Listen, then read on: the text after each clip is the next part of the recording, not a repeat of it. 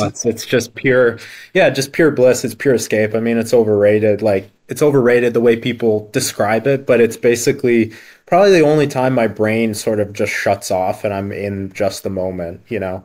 Mm. It's similar to like, I used to be a really good skier, right? And it's like when you're in that, I guess, flow state or whatever you want to call Mm. it, you Yeah. know, when your adrenaline's going, you know that you're responsible for that moment. Like, you know, there's consequences if you screw up. You understand all that, but that's also what makes it so engaging and so cool. You know, it's not like a roller coaster. It's legit dangerous. You could die, and then I think there's an appeal to that. You know, a very primal sort of, you know, survival state, and yeah, I love it.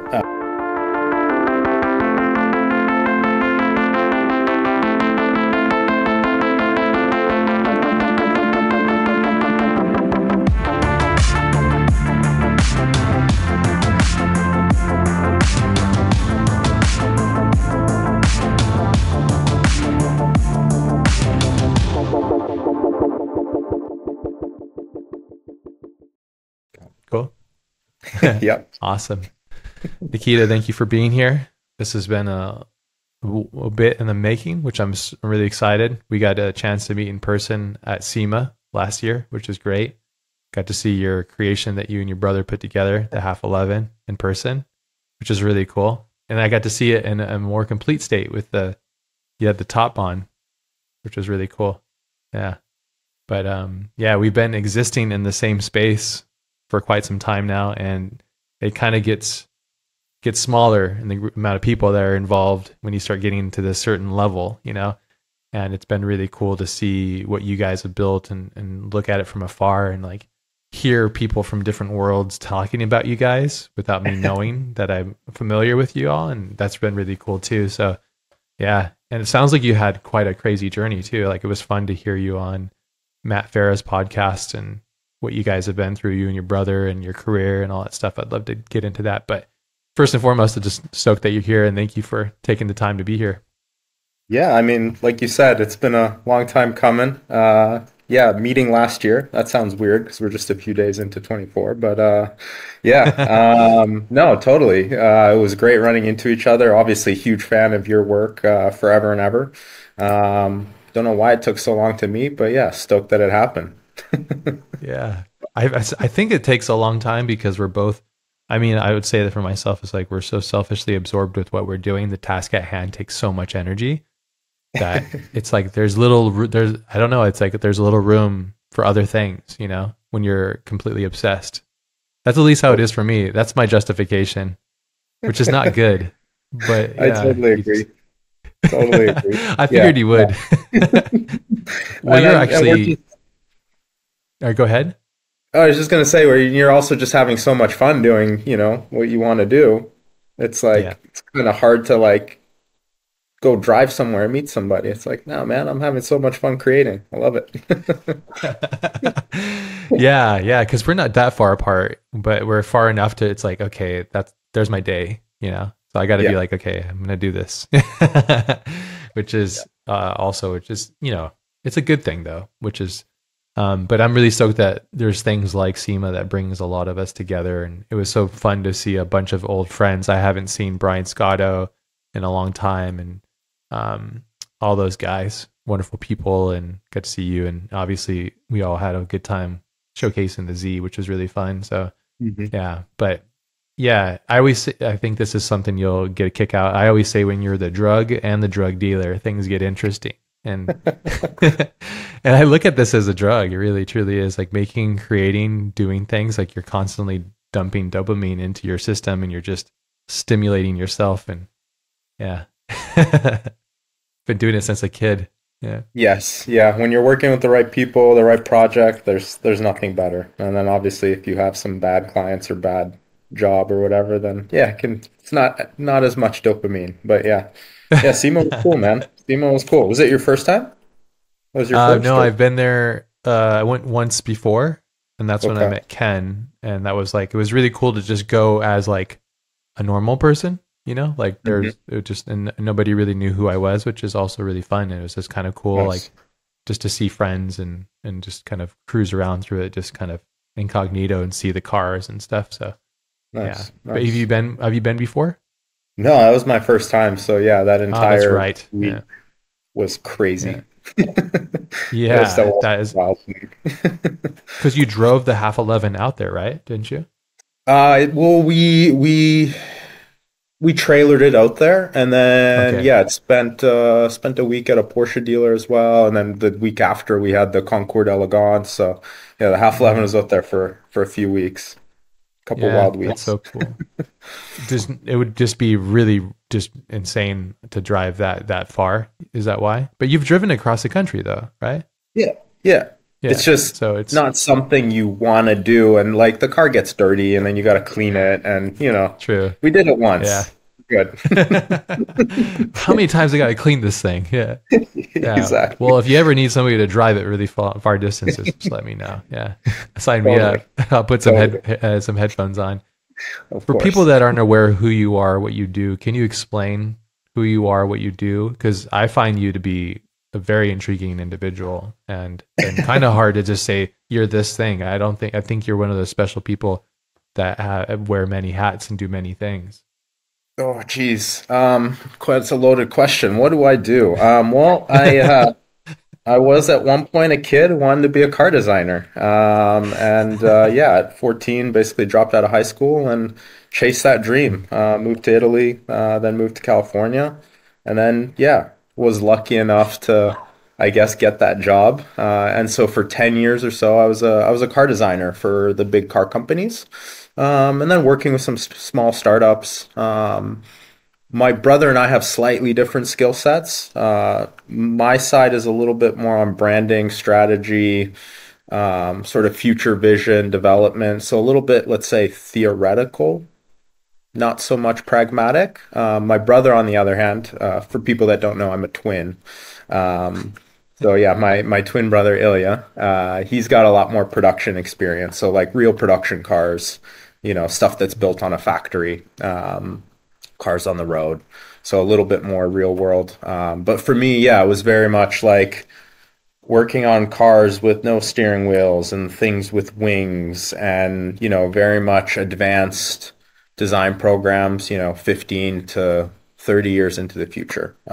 So, you're kind of guiding a company to hopefully invest in the right technologies, the right materials, the right product types, the right business models as well. Because, there's always this fear, oh, we'll never own cars anymore. And like, that was a trend for a bit. So yeah, I did that for 10 years and then basically kind of got tired of the corporate world, let's say. And my brother and I, he still works corporately, but we started Oil Stain Lab together. And it was originally a design consultancy where we worked for sort of freelance clients and stuff. And then eventually it's now grown into sort of a boutique car company. And as anyone who works for themselves or has their own company, you know that, yeah, like you said, you wear every hat. So, yeah, my days today are filled with marketing, advertising, engineering, websites, fundraising, everything. So, yes, many, many Taxes. hats. Taxes, yes, Yeah. contracts, NDAs, holy crap, so many contracts. So many contracts, especially with this Yeah. stuff. There's so much money and capital investing and things involved with it and it takes such a large amount of energy and so much time to actually execute because all the pieces need to be moving at the same speed Hmm. with inertia, which is capital. Yeah, which Yes. takes a lot. Yeah. You summed up a lot of things. I was taking notes and I'm going to come back to some of these things. We should maybe come back to this 14-year-old version of yourself. And I Jeez. love it because it's fantastic. Let's also talk about where you were in the world at the time. Where were you raised? Where'd you grow Okay. up? Yeah, yeah, yeah. So I was born in I'm going Ukraine back. originally. Yeah, born in Ukraine, and then Mm. my parents moved to Canada with very little money, and yeah, made a new start. Basically, I think I was about 3 years old, and we moved to the east coast of Canada, Halifax, Nova Scotia, Oh, and Nova Scotia. Okay. Yeah, cute little town, northeast of Boston, if a little more geographic there. Yeah. Population 300,000, very rural, no car culture, no design really culture. And yeah, grew up there playing sports, hockey, just being like super normal kid. You and But your always brother just had both a played hockey, or you guys have some yeah. yeah, yeah. No, we're like clones. We're like shadows. Yeah. I think That's a with trip. twins, it's interesting because it's like some twins hate each other and some Yeah. twins are inseparable. And, I guess we've been lucky that, yeah, we joke we're enablers of bad ideas because we kind of think the same. We kind of agree on a lot of things. So it's like if one guy has a bad idea, we're like, yeah, no, seems like a good idea to me. um, I love so that. you're Enablers. never alone. You're never alone. Strength in I love numbers. that. That's so cool. Yeah. It's a surreal Um, like concept for those that don't have a second version of yourself in a sense genetically. Like wow. yeah, That's really yeah. cool. Yeah. Very, very Okay, lucky so to you're in. basically, yeah, have a Oh, wingman, sorry. let's say. Um, Yeah, good and bad, which is good. I mean, yeah, yeah, having somebody feed your bad ideas can sometimes be a really good idea. Yeah, exactly. yeah. Especially Um, for what you guys are doing, you got to have a lot of inspiration behind bad ideas in order to be like, yeah, this is a bad idea, so bad it's good. Yeah, exactly. Yeah, yeah. And when there's two, you have the confidence. You're like, I think we can pull this yeah. off. We just might pull this off. Yeah, you think we can? Yeah, we can. All right, let's keep going. Okay, cool. Exactly. Like, why did we get ourselves in this hole? You was you. No, it was you. Okay, it was Uh, us. team So effort. you guys grew up, had just kind of a normal life outside of. So you growing up in Canada, Hmm. Rural Canada, super beautiful, safe, very Yep. contained, Yep. calm, Yep. chill. Yeah, Totally. I would vanilla. I would describe it as very sheltered. Yeah. Cool. Parents did not really approve of cars in any way, shape, or form. We had Why the is car that? bug early. Uh, Okay. it's an interesting thing. There's like a funny story. If you go way, way, way back, I think we must have been like 12 or something. And we were convinced that we could build a car. I think it was like some sort of a kit car. And that we could, build the car. We'd learn about all the systems, and then we could flip the car and make some like profit or whatever, or at least break even. And we Mm-hmm. created this model. We priced everything out, and we like showed it to my parents, and they were like, What "Hell age are no!" we? Like What 12, age are we talking? something like Oh hell 12. yeah, it's a good age Yeah. right there. Yeah, So, yeah. full business model, like costs, everything's written out, Excel sheeted out. Dude, Um, you've been doing this same thing for so long. Since apparently, 12? apparently. Wow. Yeah, So tough, age tough. 12, you guys designed, built out a schematic of engineering. Is that somewhat No, we just 12 year wanted old to engineer? like a kit car, like a Okay. replica of something. So it's like a kit you buy the pieces, you assemble it like a Lego kit. Then in theory, you have a running car, and then the idea was to sell it, after. Hmm. Um, Okay.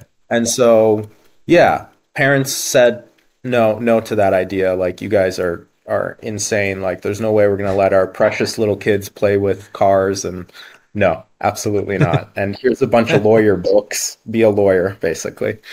Um, so yeah, Your that parents was wanted you guys to become lawyers. That was the trajectory. yeah. I mean, I Law. think we were pretty book smart, I would say. Both my parents have PhDs. My mom is Hmm. like a PhD in wave theory. Dad has a PhD in business. So, needless to say, our academic Wow. accomplishments are, uh, I guess, what a source of embarrassment, I would say, in our family. Is it just you two? You and Ilya? Or do you Yeah, have other yeah, just siblings? no, just the Oh, two. okay. Wave theory. What's wave theory? Uh, it's way, way too advanced for me. But basically like vibrations and stuff like that. I remember her taking us to her either workplace or where she was doing the PhD, and then they had like a giant pool, and they would like pull things through it and see what the waves did. But I think it's mostly Hmm. frequencies, vibrations. It's like an engineering thing. She got Wow. pulled into one project where the Canadian Army was having like Chinook problems, the helicopters with the two rotors, Hmm. the Chinooks. Yeah. Um, and she was pulled in, I guess, to like try and help figure out what was happening, why these things were just Oh, falling out of the sky. So oh, she interesting. she was part of that, and they made her do like helicopter training. So like I don't know, she's probably like 45 at the time or something, 40, and they like put her upside down in a helicopter fuselage into a dunk tank, like Oh, full on wow. survival training. So Yeah, because you yeah, have to. Yeah. Yeah. so That's yeah, so cool. That's also really interesting because, yeah, I guess there is like, there's concepts in the wavelengths of sound and vibrations and all that kind of stuff that she could be, oh, did they figure out why it was not working? The I tank? guess they keep flying them. So your mom was involved with that. She just came home one day. She's like, yeah, I figured that out. I helped him out. Yeah, easy, Now eat easy your for vegetables and read this book on lawyers. pretty much. Yeah. And your dad's in business, so that's cool. I mean, that makes sense too. That kind of helps because you guys, it sounds like most artists, I feel like myself included, it takes so much cognitive energy and the essence of yourself to just do the art that business is like, yeah, I'll do that tomorrow. And it always just gets thrown in the closet. And then you're just like, why am I a starving artist? Why? Why am I eating ramen at age 40? And then, yeah, so Yes. having a business sense sounds like you guys really grasp and understand that side of things too.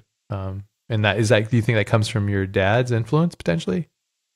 Um, I mean, not so much. I think they kind of left us alone on that. I would say we were very ill prepared because I moved to California at 17 and I had basically no money, no bank account, no credit card, had no idea what the credit system was.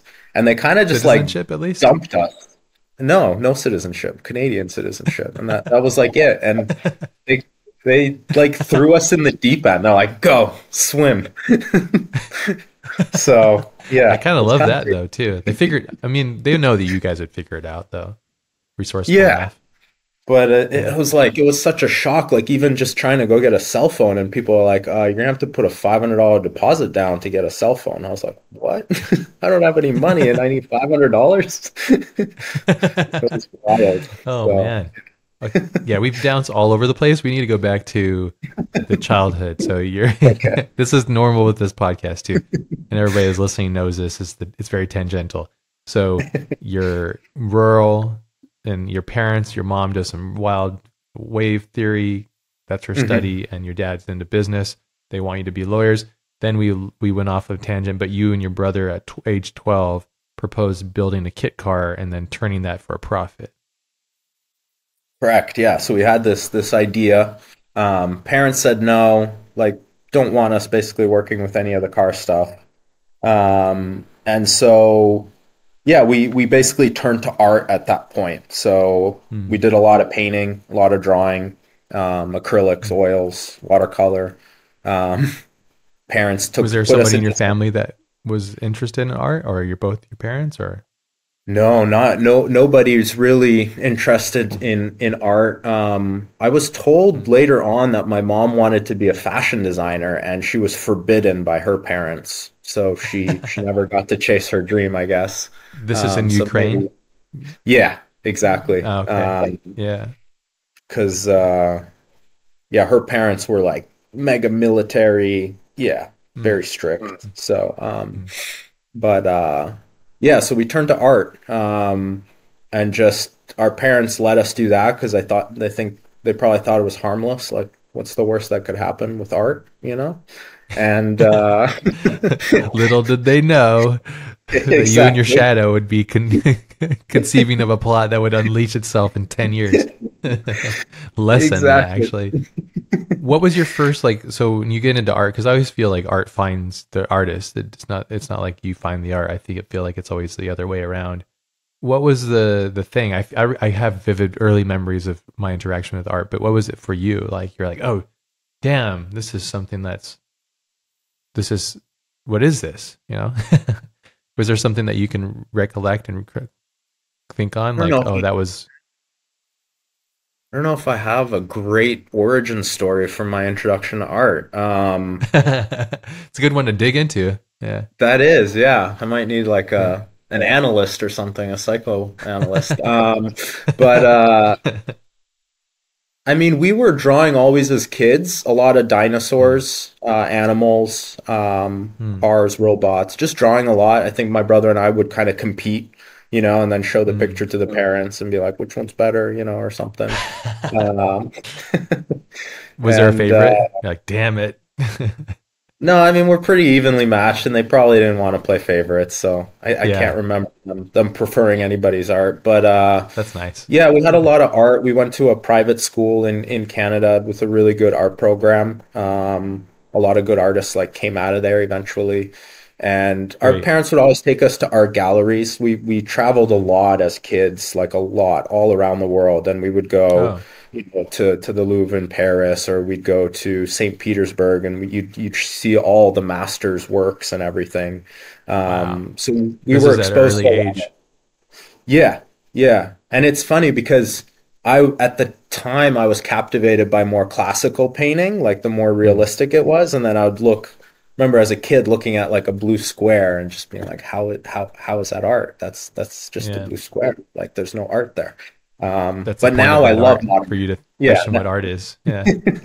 now I love modern art, and the more intellectual it is, and the more like conceptual it is, the more I'm like, Mm, drawn to it. So yeah, I've it's more made cerebral. Yeah. yeah. Yeah, it's less Um, accessible at a certain mind state, like at a more early age, basically, because your interaction with art at that age is usually like what usage does this offer me? And then right. the art's like, I'm not giving you any usage. Like, well, you're useless to me. Then it's like, Yeah, okay, well, I guess so. exactly. Yeah. It's like a language. Yeah. You got to learn it. Yeah. That's cool Um, that you guys traveled a lot growing up, though. That probably added a lot to just your independence, then, I would imagine, because kids that travel a lot usually have a deep independence and a better empathy of the mhm. world, understanding how small it is.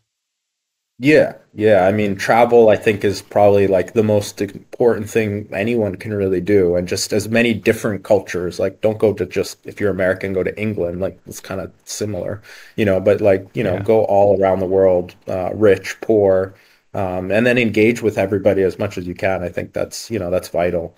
My dad has this crazy skill where he just picks up languages like on a vacation, like 2 week vacation. He's like speaking the language after the trip, and you're just like, how the hell did you do this? Wow. This is insane. That's Um, cool. So he's a bit of a language savant then. totally, yeah. Yeah, damn it. That's a Jealous, sick power. jealous. That's a superpower Yeah, I wish I had. That's a cool one. Yeah. exactly. Yeah. I just get Yeah. nervous. Yeah. Yeah. Because you're just fumbling around like an infant and you're like, damn it. Yeah, I'm too old to fail like this. exactly. Yeah. The struggle. Yeah. Traveling is essential though. I think it's quite harmful to the environment and at large, but I think it's so good for the individual to create um, a well-rounded mind and realize how small things are and in how how little you are. Yeah, it's very Mhm, humbling. Like, okay, mhm. yeah, these things have existed. As a child, my mom would take me down to Guatemala, and we would hike Nice. and travel all through the jungles and go up the Mayan pyramids and stuff. And as a kid, I just remember being like, damn, this has been around for so long. It's so humbling, that I didn't even know what the word humbling was, but yeah. But anyways, yeah. Yeah. That's Epic. cool that you guys traveled a lot though. Even though you had a safe place at home, but traveling a lot, it's really good. Yeah. Agreed. Yeah. So Yeah. 12 to 14 is only 2 years apart. So from the pitch to making kit cars to being like, I'm out of here. And where you moved to Italy? You guys moved to Italy? Yeah, so the same year at about 12, we became so bored and disenchanted at school. Um, Mm. it just wasn't challenging for my brother and I. And we were the type of student that could, either get like an A or could get a D because it's like I'm just not present. It's just too boring. Yeah, so we basically made the decision. They did like some weird test on us or whatever, and we tested to like a very high level, whatever, and we basically started doing a half homeschool, half going in to get tests done at the school or whatever. And by 13 and a half, we'd completed like the curriculum, the Canadian curriculum or whatever. Mm. Our mom was like teaching us pre-calc or whatever. We're 13. So That's cool. yeah, they basically we got the opportunity to then do. Technically, I'm a high school dropout. I don't have a diploma or anything, Mm. but we did take. Oh gosh, what's that standardized test that you need to take to get into SAT? colleges? Yeah, that one. Oh, Yeah, SAT. Yeah. SAT. Yeah. Yeah. So we took that at 13 and a half, got a score that would put us into any art college. So we are like, okay, so we're done. And then Wow. started working on portfolio and basically picking out where we could go, where we couldn't go. And the school I eventually ended up at, Art Center in California, was just off limits because it's so expensive. I mean, it's so Yeah. freaking expensive. Yeah. Um, Super expensive. parent Yeah. parents were just like, look, I think at the time they were still hoping like this is just a stage. They're young. This is not what they want to do. They'll try this. They'll see how hard it is, and they'll become lawyers. And so they enabled us. They let us chase this idea. We applied to a couple schools in Europe, got accepted to a few, and our dream was to go to Coventry, where my grandparents live. They lived in England at the time, and the dream was to go there. Got accepted, and then they found out how old we were, and they were like, "No, you're not allowed to I was join." gonna say at 13 and a half. What are we talking Yeah, about here? Because and you have to be 18 plus, right? I would imagine. I guess, but I mean, you always hear about some kid who's got like a master's degree at like 15 or something these days, you know? Breaking the system. Yeah. Yeah. Um, but I've never heard of that, but that sounds interesting. yeah, I don't know. I mean, there's like a doctorate people that are like 18, people with multiple Wow. degrees at like 16. It's a That's definitely a kind of child weird because you prodigy. just have you have little, I mean, maybe you have life experience, but like you need life experience. Like book smart is a thing, but in a concept and theory, but like life smart is a different thing. So yeah, I don't know. Anyways, that's a Agreed. tangential thought right there. Well, Agreed. okay, so you I was gonna say I would not want you to hang out with myself when I was, 15 or whatever in college. Like no, that you'd want to just drop kick yourself out of the building. exactly, exactly, Get this idiot out of here. exactly, Thinks he knows everything. exactly. Uh, but And in your own world, you do. That's the irony of it. So Coventry, yes, they said no because you guys are 13 and a half. So, exactly. and then you Yeah. got some acceptance. And this is art only. So this is like, and just going to art college. This is it. Mhm. Yeah. Okay. So it's a university program in Italy that accepted us, IED, in Turin. And so yeah, we moved to Italy 6 months before the start of the course, if you will, and started learning To get Italian. acclimated. Yeah, yeah. Learning the Have language, you had retained zero. some of the Italian that you learned? I do. I retain Italian, so if I watch an Italian movie, I can understand Yeah, it. But that's again, great. with foreign languages, speaking it, I Yeah. panic. I just straight panic. Yeah. So, Italian's such a yeah, beautiful language, though. If there's a language to learn, it's one of I think that's at the top of my list personally. Italian's so beautiful. And the I country and the food and the culture is just fantastic. yeah. I mean, Italy is yeah.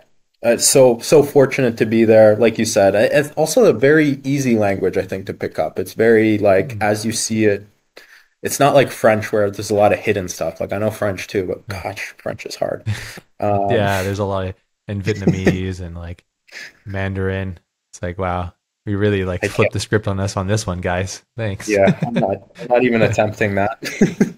Yeah. Yeah, Vietnamese is really it's all tonal and it's like really if you just speak English, it's like, whoa, what's happening here? Yeah, it's a different thing. Um, So IED is what the school's called? yeah, yeah, IED. So Okay. it's like a multidisciplinary creative school. Mm, And yeah, so we did the first. We ended up staying there for 18 months, but the first year was pretty cool. It was a um, very sort of intro to design. they start you off as at a very basic level. So it's probably not like other car design programs. I Oh, this remember is the automotive homework. focused only. This Oh place. yeah, yeah, yeah, yeah. Okay. So you weren't going for art. You were going, I mean, there's art involved, but you were going, because you can go to art specific, but Mhm. you were going for automotive design. This was, Yes, okay. That was the yes, focus. Okay. yeah. Okay. Automotive Gotcha. focus, but first year you're doing a lot of just basic art stuff like figure drawing. I remember doing homework for 1 week was 100 pages of straight parallel lines. Like Hmm. it was so tedious, 11 by 17, and probably like 50 lines on each page, and then like Wow. 50 pages of just circles, circle, circle, circle, circle. It was crazy. Interesting. Um, Very tedious, but yeah, it teaches you a lot about just patience and repetition and hard work and yeah, staying Yeah. with it. Do you feel like those And then lessons still stay with you today? Those specific things or not? Yeah, I mean, I think so, but I think it was really more of like just a life lesson of like how to create patterns, and once you have patterns, how easy it is afterwards, right? It's more that rather than like probably now my lines are a lot less parallel than they were then, but the Mm-hmm. life hack, I guess, is I've learned it and yeah, definitely implement it basically. So, Yeah. Mm. but yeah, and I mean You there's a guys, bunch of like general art history stuff as well that we were learning. did Um, you like art history? I did, yeah. So Mm. again, growing What up periods didn't did you really guys do? industrial design, so like industrial Mm-hmm. revolution forward, and then Mm-hmm. obviously a big focus on the Italian Renaissance of design, which is like kind of, I guess, 50s post-war, and all the Mm-hmm. limitations that they had and how those products were created within those constraints, and yeah, super cool. And obviously the optimism after the war and no more Nazis, and how cool everything could be. Yeah, it's a Mm-hmm. fascinating. Yeah, it is really fascinating. It's cool. I mean, it's interesting. I was watching Jay Leno's garage, and he was going through his various collections, and he's got a really, I imagine you probably met him, but he's got a wide array of different cars and all these things, Mhm. and it's interesting to hear him talk because he's an older guy, but then also it's cool to know the history of the world and then how automotive reflects and mirrors a lot of what was happening in war, post-war, and pre-war, and like even just like American culture post-war when America became a superpower, superpower because of where our involvement in the war and the investment and all the money that came into the country and what that did for automotive and you look at that car that car at the time, gas guzzler, big and long and huge, basically your living room moving around. And now what it is now, this sport compact electric vehicle that's ultra safe and like completely numb. It just goes. It's always cars. If you think about them, reflect us in society so much, and if you look at them like that, but yeah, it's quite fascinating. Yeah. Absolutely agree. Tangent. Yeah. Just big picture. Big picture. Exactly. Exactly. 100% agree. And it's Yeah. fascinating to like look at that and then you can use it to kind of predict where trends are going, where technologies will push us. And yeah. Yeah. I mean, history is Yeah. so, so, so important. Yeah. Yeah. Well, I mean, yeah, because like one of my friends asked me, she was like, why are you so obsessed or interested in history?" And I said, "Because we're silly creatures and we repeat ourselves, and so if we don't acknowledge the past, we will continue it. And so it's important to look at those patterns and go, well, this happened here, so I think this is going to happen here, and then all we have to just acknowledge that, and then see if we don't step in the same pile of shit again, and move to the left a little bit this time, and see if because we're all just in the dark with the flashlight, Yeah. and the Exactly. battery's running out. Yeah. Anyways, that's a dark thought. Let's continue on the good stuff. So art Yes. history, which was rad, and that's cool. I mean, at the time when I was studying and I was in art history, I was like, I don't want to learn this crap. But then I realized how much I loved it because my instructor was just fantastic, and he had such an affinity for the history of art, and I just loved his enthusiasm for it. And then it spawned like the enthusiasm in me, but that's really cool, especially the Italian stuff, which is there's again a very rich culture that goes really far back, which is cool. Okay, so that's the first year. You said you did 18 months, so we're talking three Yeah. semesters, three terms. Uh, Yeah. I don't remember. I think it was halves. and then their grading system's based out of 30 or something like that. It's weird. I don't remember. So many years ago now. 20 Yeah. something years. Um, but yeah, so we did that, and then like we were pretty bottom of the class, and then slowly working our way, equalizing skills with everybody else. Obviously, everybody else is a lot older. You're being compared to everybody else. So, you also are very young, so you're able to absorb things very quickly, adapt very quickly. So we had Yeah. that benefit, and we were just sponges, right? We were completely raw, empty sponges, just taking in any information we could. Whatever was told to us, that's the right way. That's it. Like great, no problem. Mhm. We met like Jajuaro, which was really cool. Went to a studio, spent the Oh, day there. He showed us like how he created the stuff, and finding out that he doesn't sketch at all. Actually, he just uses the three planes. So he designs everything in side view, then takes a ruler, transfers everything to top view, then does wow. direct front and direct rear. It was just such a because he comes from architecture, so it's Uh, the elevation views, and mm. just being like, huh, goddamn, I didn't want to be an architect because I didn't want to use rulers, and here we are using rulers. Yeah. Yeah. So that was cool. That's so cool. I mean, what a legend too, and what a fascinating designer, and such an Hmm. impactful, influential designer too. Jujuaro, Hmm. is that how you say his name? Yeah, I guess Yeah, Jajuaro. Yeah, Jujuaro. Okay, yeah, because I Jujaro, I guess, but I don't know. I'm leaning I'm on you for Canadian. knowing that. Okay, No, I'm so maybe. Canadian.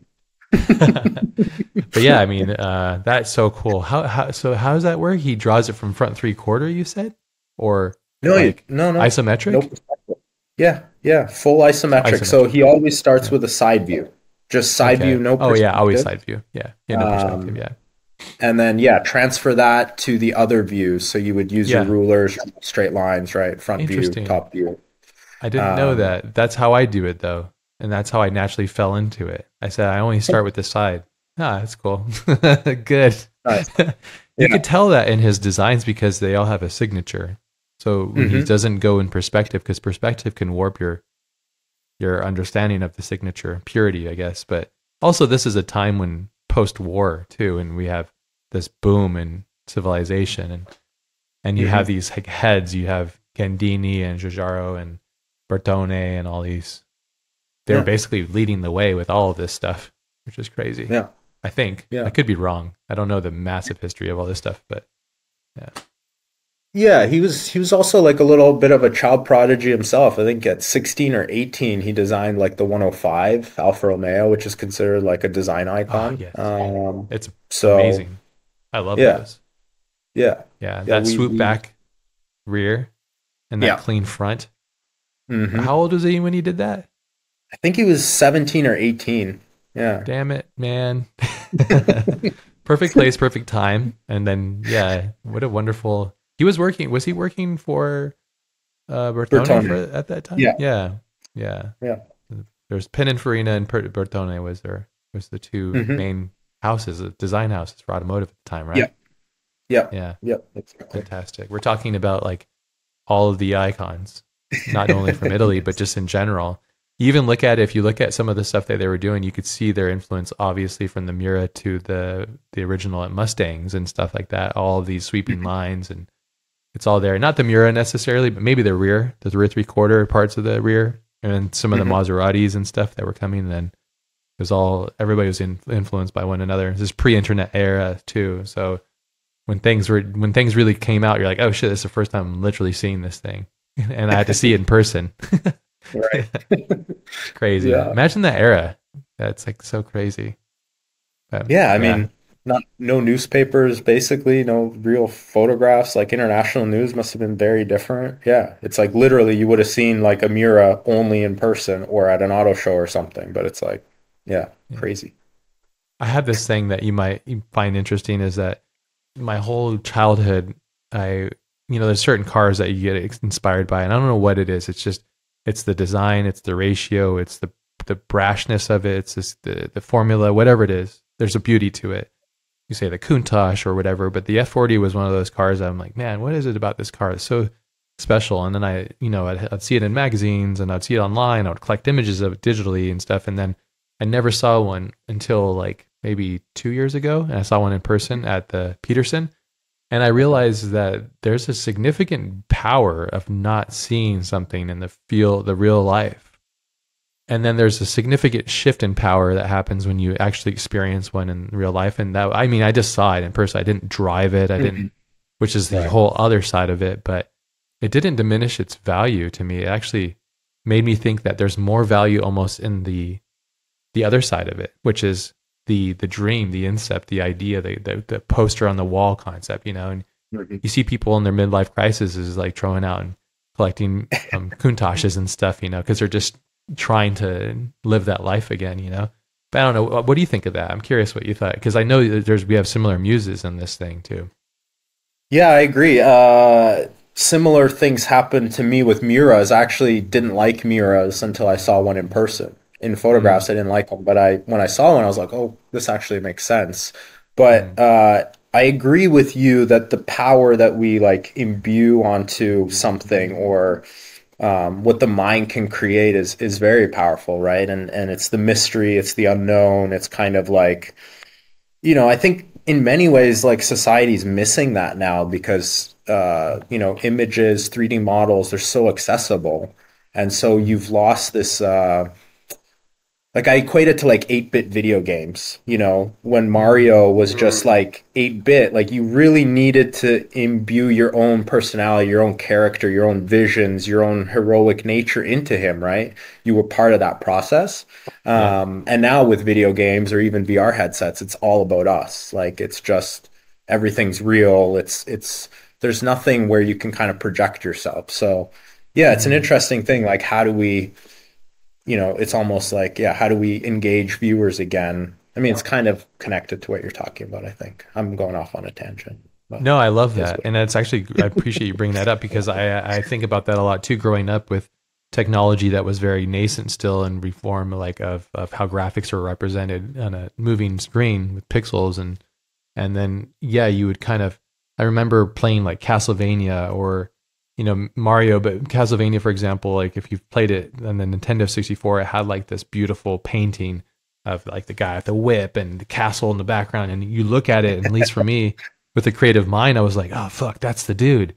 Okay. And then like that's like the mummy guy. And so my brain was just going fucking hog wild on it, like thinking about all the things. So when I'm playing the game, I'm creating this weird symbiotic relationship that's happening, which I just love. And I think when I play modern games, there's this, it's almost like I'm sitting as a passenger to the person that is thinking, where I should probably be thinking more, but and not all games are like that. I'm playing a friend of mine, Alex. He created this game called my brain. It's an incredible game. Let's see if I can turn it on here. I have my Switch right here. I don't know why I'm drawing a blank on the name, but it's really beautiful. Hyperlight Drifter, basically. It's really cool. But it has like that old 8-bit feel, so you can do that creative thing again. It's a really, truly a work of art. It's beautiful. But nice. Yeah, check it out. Maybe, I don't think that's a generational thing. I think it's a human thing. I think for me, at least, it's like being able to imprint yourself and extrapolate and explore and evolve. And I see that with what you guys are doing with your cars too. Because I think, and we've talked about this at somewhat length, but I think how I feel about this stuff is I don't look at cars as a car. I mean, I do if I'm going to the grocery store and I have a Tesla. So it's like, I get it. It's a phone with wheels. Cool. And it's fast as shit. And it's cool. It's modern. Awesome. I also have a Raptor. But I look at cars as it's a culmination of all of the things that it's basically humanity kind of summarized in this thing. It's our overreaching our bounds, stretching beyond ourselves, the curiosity, engineering, science, technology, art, all these things, industrialization, all of this stuff. Do you feel the same? Do you have a connection to that? Yeah, I mean, absolutely. I mean, I think, cars are such a unique product. There's so many things that it takes to design them, but also like each person, when they buy their car, they see something in it that makes them whole in a way, right? So it's like when you buy a Mhm. Raptor, you're kind of imbuing yourself into it as well in a way. Oh yeah. And Yeah. it's I've always thought it would be fascinating to if there was a way to capture what the owner of the car thinks their car looks like as opposed to what it is. Like in their mind when they drive that car, what it looks like as opposed to Yeah. what everyone else sees. you know? I love that. Uh, Yeah. One it of my could favorite be things is to go and drive my other friend's car after cleaning cars and then like seeing my car being driven. I'm like, whoa, cool. exactly. It's such a nerdy thing, but sorry, you were saying? Yeah, no, I just think cars are this unique canvas that, we're all sort of, you know, I think still people care. I think even people Yeah. who drive a Tesla, they still care and they still have an image that they're trying to project. It's Mhm. just maybe not the traditional car image, and like people will hate on that. But the reality is it's like you're still saving the planet. You're still tech forward. You're still an early adopter. You're still showing the world signals, and that's what the appeal is, right? Yeah. So. Well, I mean that then the Tesla is my wife's car, and when I got the Raptor, we thought it'd be good to counter that. So before I had the Raptor, I had a Gen 1 NSX that was fully built, engine built, everything was done to it properly. It was an incredible machine. But I realized that what I was trying to do with my career was I was trying to prove it to myself that I could overcome poverty. I could use art as a vessel to buy a supercar, basically, but the poor man's supercar. But I think, in my opinion, the NSX is superior in the era of its cars Hmm. to all of the rest of them as a driving machine, hands down. Hmm. I've driven the other Hmm. ones, most of them, and the NSX on paper and the one I had, at least, it just was just. I drove like a Porsche of the time, and I'm like, this is so horrible. Like Japan really refined supercars, and so, anyways, I had that, and then once I realized I had it, then I went through that whole process. I checked that off. So there's no more. I don't need it anymore. It starts to own me, and I'm like, okay, I gotta get rid of it because Hmm. I don't know. I don't know if you've had that relationship with cars. You've owned quite a few cars. It seems like. Yeah. Yeah. I mean, between my brother and I, at some point, I think we had 13 cars or something. So yeah, So many cars. it's It's a good there is problem. definitely a point where they own you, and there's always been times where I'm like, just getting rid of all these, like, fuck it, Yeah. there's been times where we literally have like 13 cars and none are running because we only like old cars. And it's just like, dude, we're taking an Uber. We have 13 cars. Like, what the hell is wrong with us? Um, Can you name these 13 cars? I'd love to know that in this collection you guys have. it's mostly a lot of 911s. Mm. We've got an old Alpha 105s, the GTVs, the Jaguaro designed one. We had Ah, yes. Beautiful two of car. those. We've got like an old Chrysler Imperial. What else do we have? Mm. What else do we have? Yeah, a lot I've of been obsessed with the 911s. Alphaholics GTA-R recently. Yes, yes, so good, so good. Talk about Um, perfection and perfecting perfection. They're kind of like what Porsche is doing with Porsche, but on like a very small scale. Just love that mhm. stuff. It's so cool. I love the idea of a smaller, lighter, high revving, drive it as hard as you can, and it will just ask you for more kind of experience. Mhm. Whereas the Yeah. opposite, it's like, let's have a heavy car and just put like 1,000 horsepower in it, and then it's unwieldy. You're like, okay. It's like a katana sword compared to like a Vikings, I don't know, sword, I guess. Different weapons. Just a bomb. Yeah. Yeah, a bomb. Yeah, basically. Yeah, which is kind of what the half 11 seems to be. We'll get into that, I'm sure. But so 13 Yeah, cars, that's a yeah, lot though. You have them all at that shop that you're at, or where do you yeah, even yeah. put 13 cars? Yeah. I mean, all there's a bunch behind me. They're all down there, Yes, toys. but we're down now. We're down. We've sold some. We've reluctantly gotten rid of it. A bunch of cars. Smart We though. don't like to 911s are sell great to invest because in. well, the market's so crazy on 911s. We bought all Yeah. our cars when they were 35 grand for a 911, and that 911 these days is 2012 area? 2015? earlier, Yeah. 20. 2011, 2012, just when Yeah. things were really about to spike. This is before Magnus like made Outlaw and all that kind of stuff. Yes, Because he really yes, exactly. spurned that. Right before that, I was like, I'm gonna get a Porsche, and I had a S2000. I'm gonna sell this. I'm gonna get a 964 Welltail. I'm gonna get turbo, and I was like, I could get one. I could just basically get one for 20,000. Hmm. It's like they're unobtainable now. It's like I'm not buying that old piece of crap for 300,000+ You crazy? Yeah, It's not yeah, worth it. It's just not. Yeah. exactly.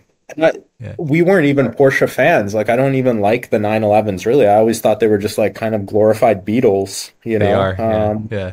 But there's a beautiful soul to them, but they are for the most part glorified Beatles. Yeah, Yeah. People try to it's say just it's not, but I'm like, no, it's literally the same thing. it's Yeah. the thing that convinced us is, first of all, there's Group R, which is like the whole heavy customization of the cars. Like, you can't really do that Mm, with Ferraris, or at least back in 2011. And yeah. also, like, when it's your money, and a Ferrari 355 clutch job is so much money, Yeah. you're just like, all right, let's go with the Beetle. And Let's go with it the Beetle. started a beautiful love affair. Like, we've had Mm. so many now, and I really understand like the nuance and the differences between them, and I know what I like, I know what I don't like. So yeah, What's it's the been, favorite Porsche for you? Like if you just look back and say there's a one Porsche that's back there, this is why I have this one. This is you the know, one I I have and why. I think we got really lucky. So for our 25th birthday, we just finished paying off all our student loans. We had no Congrats. money except, thank you. That's a big It was a deal. lot of, To be age it was a lot 25 to of, do that too is impressive. yeah, it was a lot of ramen and no eating out. It was like 2 years of just hardcore sacrifice, but free. We were free. Good. And Beautiful. the we decided to basically, for our 25th birthday, to buy a car, and we debated all these different cars. Eventually found this 911. Didn't know anything really about them, didn't know what a long hood or short hood was, just kind of blind dumb luck into this 72 RS Tribute with a 3-liter Uh, race motor in. oh And man, holy grail. What the yeah, hell? just didn't even didn't even realize 72 was a special year, didn't Yeah. realize anything. Iconic. Yeah. And Especially it's that's a three the liter. mark. Yeah. And Yeah. we've since then blown up two engines. We've put in like a 3.6. We've changed pretty much everything on that car. Wow. But its soul remains intact. So You still have this that's one? the one. Yeah. Yeah. Is this a graffiti one? No. No, it's the Marlboro one. It's got Oh, the Marlboro Marlboro livery. one. Yeah. Okay. Nice. That is fucking awesome. Yeah, the now it's just like so you're still a Porsche guy, obviously. How do you Yes. even Yes. how? Because it's turned the whole thing's turned. So it's like how do you even manage and maintain and are you Yeah, just I like mean, okay? Yeah, we basically work on our own cars as much as we can, and sure. then use some friends that help us maintain the cars. But generally, we try and work on ourselves. We're That's cool. obviously not buying any Porsches since like 2015, basically, because That's 10 to to me, they're 2012. still, yeah, I mean, they're still just $30,000 cars, and I see the I similar agree. cars and like 200 grand, and I'm like, are you guys insane? This is like some weird cult now, you know? Yeah, it is some weird cult. It's almost like some weird Bitcoin currency or something. Like, dude, come on, guys! Like, what is happening here? You guys all just Oh, jacked up the price, and I think I'm just bitter because I wanted one. I'm like, well, I guess that's that. I'm not going to spend that much money on a 964. No way. And if I they're get a they're stock one, I'm like, it's not cool. They are $30,000 to $50,000 cars in my mind all day long for what yeah, you get out of them. And you get a lot of joy for $30,000 to $50,000, but you can get a lot of joy out of a lot of cars from $30,000 to $50,000. That yeah, like exactly. it's a lot of money for a car for experience, and especially like those kind of cars are not like a car that I would encourage you to drive all the time. You could, but it's not a comfortable vehicle like all the time. The Raptor Yeah, is. The Tesla, no. right. Raptor's a moving, Man, angry sofa. we're just two cranky guys that are just like, oh, it's too expensive. It's true. I sound so old, but I mean, yeah. Like I said, that's just I'm more or less bitter. So if you had, so the dream, that's in the garage is a 72. It's Yeah, just the one that's that the you car already we'll have it. never sell. Never Okay, this sell is it. the Yeah. one. Yeah, I so mean, if I Corey's had there. a if I had money unlimited for a Mm. Porsche, I'd probably, I'd probably get like a 908 Longtail. I just love the Mm. look of them, but it's not really a Yeah. 911. If we're picking 911s, gosh, I don't know. Maybe a real RS, maybe. Mm. Yeah. Yeah. Not not for 1.2 million though. Yeah. I was watching Chris and Richard, I think is his name, Tuthill, and they had Hmm. that 11,000 K 1,800 pound wet Porsche. And I was like, oh, Hmm. that looks like it's really fun to drive. A power to weight. I'll take one of those. Yeah. Yeah. Yeah. It seems like a really Yeah. beautiful vehicle. So that's interesting. So you guys kind of fell into this gold mine with the 72 and getting introduced to your first car, which is a Porsche, which is a fantastic first car. I think you sounded like you guys were onto the Ferrari train, but it was just like, we can't afford this. It's too expensive to maintain.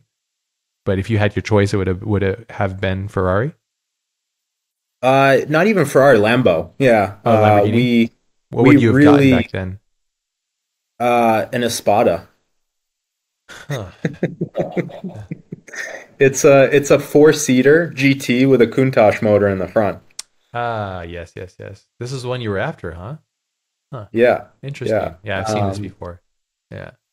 And it's like the perfect road trip car. We did a bunch of research and then basically found a mechanic that could work on them. We're like, okay, so cool. So we have that settled. Like if there's a problem, and then we were looking for one, and then basically that mechanic ended up passing away, and we're like, oh Oh, my God, there's just what do you do now? yeah. Yeah, you don't want to be So beholden to grandpa. And they're like, yeah, Grandpa, we need oil change. He's like, I'm done. Like, yeah, no. yeah, yeah. It is sad though. A lot of these cars, the generation of craftspeople and mechanics and engineers that were attached to them are dying off or not passing these things along, and they're becoming Hmm. irrelevant, which is really Hmm. sad because they are works of art, and um, there is a culture that supports these things, which is contrary to what we were, at least I was saying, grumbling about the Porsche. At least the Porsche Yeah. has like cultivated a whole new environment for it to thrive, and which is wonderful. And you Hmm. could be you could be a technician on these older Porsches and make a living, which is, you couldn't say that maybe about the old Lamborghinis. Maybe, I don't know. Could be wrong. Not all Yeah, of I mean them. these Porsche rates are $200 an hour. I mean, you can certainly make a living. Yeah, yeah, yeah, yeah. And then enough on that. I always keep going. Yeah, I love them though. I do love those cars, and every time I see one, I get stoked. No matter what it is, I'm like, this is cool. Hmm. And they're rad, and they're Yeah. beautiful, and they're timeless, and it's a wonderful brand.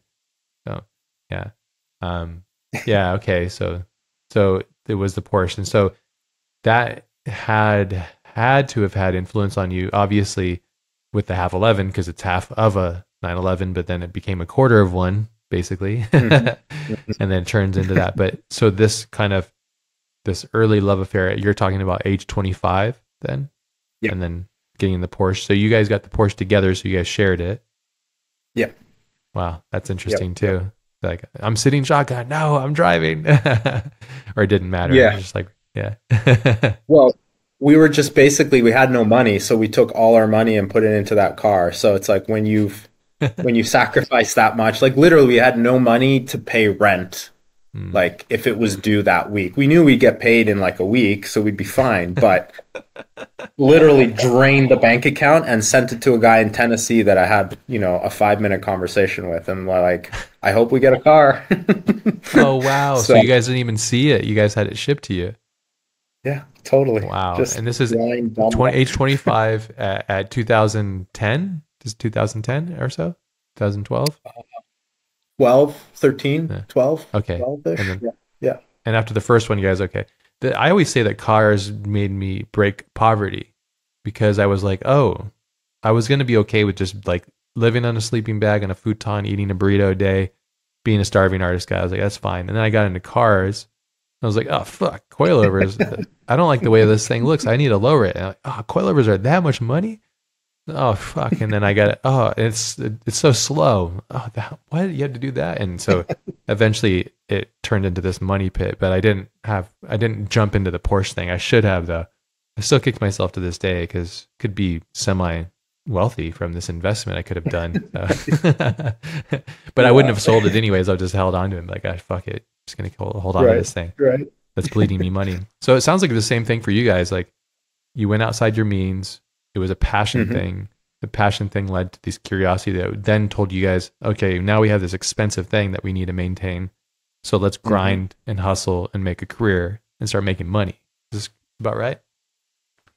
Yeah. Yeah. I mean, basically.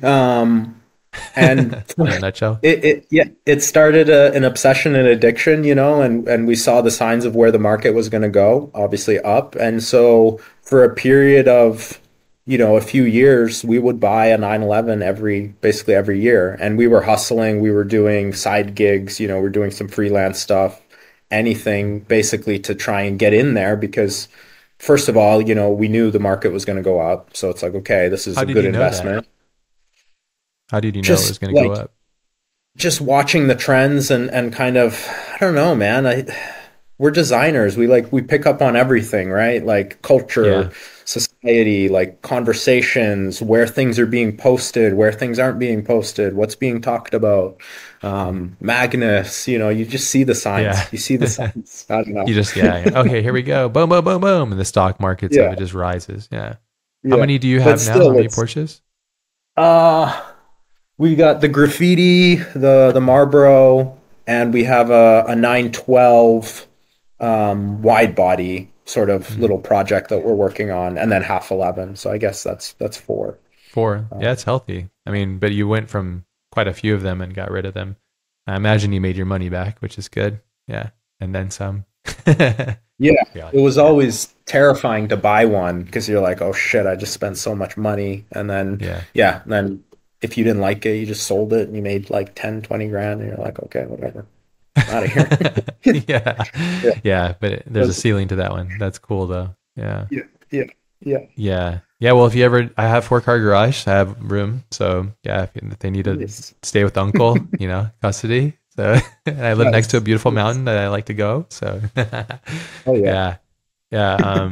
That's awesome though. So I can see that though. I can see, do you feel like the legacy of that design language, that form function, that simplicity, that post-war industrial kind of concept, like perfecting that track, that speed, that thing, that all that ethos bleed into your guys' minds as you guys are going through and starting to make your own vision of what automotive could be for yourselves individually? Absolutely. Yeah. I mean, you said it really well, but just to elaborate on that, it's like when you're a young designer coming out and you're working with, a new car company, your job is to come up with the coolest, newest shit, basically, something no one has ever seen. Generally speaking, it's very difficult to do something new that no one's ever seen that's simple, right? It's almost Yeah. impossible. It's like the holy grail. And so very much our aesthetic at that time and our work at the time was very busy, messy, convoluted, exciting to look at, but like embarrassing to look back at it now. It was Mm, like mm, very sort of naive, very childish, very exaggerated, very comical. But that's what got us the job. That's what kept us employed. That's what the companies wanted. Those were kind of the design trends, if you will, in car design. And you can see that. I mean, cars are still quite busy. Um, Maybe Tesla is the only one that's really sort of minimal, gone more minimal. I think they're And leaning now into it's the become, fact that they're doing that because that distinguishes them from the rest of the people, which is kind of an interesting strategy, you know? Yeah. yeah, and there's a reason they do it. It's because basically building electric cars is really expensive and they need to cost cut the Yeah. crap out of it. So they said, we have no money for decoration. And Yeah. this Yeah. is Let's this is keep it what you clean get. and simple. And ironically, Yeah. that creates a very good CDA. So the drag to Hmm. coefficient is so low because it doesn't have all these things catching wind and creating turbulence and, you know, Hmm. which Yeah. is also Yeah. kind of interesting. Yeah. Yeah. It's kind of But interesting it's byproduct. Yeah. What's interesting though is like we've always loved minimal products like Braun, Hmm. Bauhaus, even Japanese Data minimalism in ramp their stuff, architecture. Yeah, and it's but when it came to cars, we Apple. were just busy, busy, busy, crazy, busy, nasty stuff. So yeah, definitely the 911 helped calm us down, helped ground us, helped show us, I guess, that you can create something that's timeless across, you know, 5 decades. Like and now that's become our ethos is to try and create products that like doesn't matter when it gets introduced, it'll always be somewhat relative. It'll always connect with people. And I think that's what you have to go back to is like it has to be simple so people can understand it. And it Mhm. can, again, to connect it back to what you were saying, it's a reflection of society, right? And so when things are Mhm. too busy or they're too fatty, they're not timeless. And so the only things that are really timeless are things that can really be a mirror for society. And generally, a mirror, just a polished surface, right? It's simple, it's clean. So, yeah, it's my Beautiful. rant. I love that. I love that. No, it's beautiful, and I think that's a great rant, and I think it's very applicable. And I agree. There's so many things that are abstract, and they're almost become this like quantum theory of concepts. But they're on the surface. If you can distill things down, you can kind of go, yeah, this art is connected to culture, which is then connected to these other things. Like I was having this talk with a couple of my friends, and I was saying, never in the history of humanity has art been attached to technology the way it is, and then a nascent form of currency.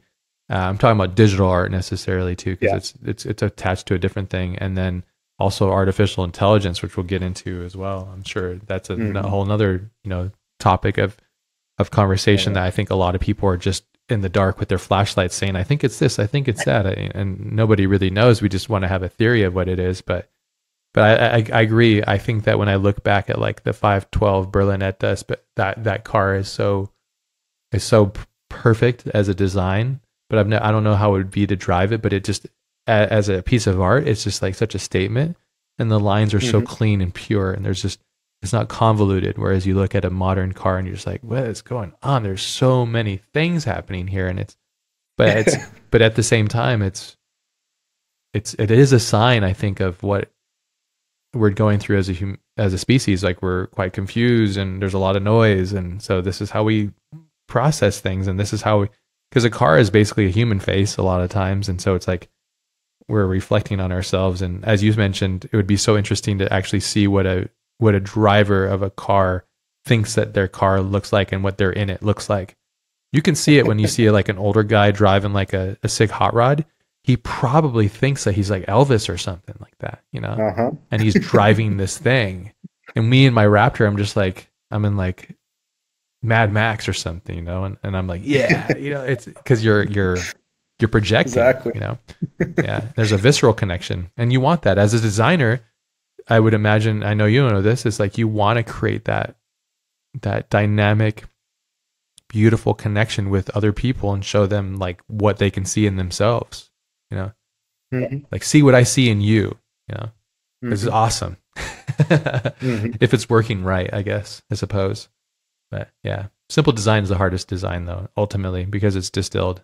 Yeah. So when you look back at your past work, you're just like, ah, crap. Or is there stuff that you look back and go, oh, there's potential here, or is it mostly just cringy?